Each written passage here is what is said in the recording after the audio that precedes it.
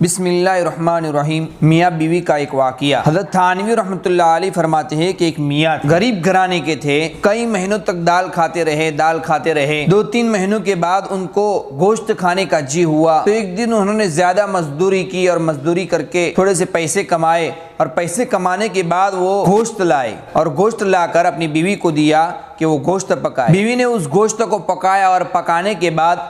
پھر دسترخوان پر رکھا اور وہ میاں بھی بیٹھے اور میاں کھانے لگے تو معلوم ہوا کہ اس گوشت میں نمک زیادہ ہے۔ کئی مہینوں کے بعد ایک تو مجبوراً گوشت حاصل ہوا تھا، کئی مہینوں کے بعد کھانے کو ملا تھا اور اس میں بھی بیوی نے نمک زیادہ ڈال دیا تو ان کو غصہ آ گیا، لیکن دل میں یہ سوچا اگر اس جگہ میری بیٹی ہوتی، میں یہ چاہتا کہ میرا داماد میری بیٹی کو میرے کلیجے کے ٹکڑے کو معاف کر دے، یہ بھی کسی کی بیٹی ہے، یہ بھی کسی کا کلیجے کا ٹکڑا ہے، میں نے بھی اس کو معاف کر دیا، دل میں اس کو معافی کر دیا۔ حضرت تھانوی علیہ رحمہ فرماتے ہیں کہ وہ شخص کا انتقال ہو گیا، انتقال ہو جانے کے بعد کسی نے اس شخص کو خواب میں دیکھا تو اس سے پوچھا بھائی آپ کا کیا حال ہوا؟ تو اس نے سارا واقعہ سنایا کہ اللہ کے سامنے میں پیش ہوا، اللہ نے میرے ایک گناہ گنوائے، تو نے یہ بھی گناہ کیے، یہ بھی گناہ کیے، یہ بھی گناہ کیے، سارے گناہ گنوائے۔ پھر کہا کہ ایک مرتبہ تیری بیوی نے گوشت میں نمک زیادہ ڈال دیا تھا اور تو نے غصہ آیا تھا، لیکن تب بھی تو نے اس کو معاف کر دیا تھا،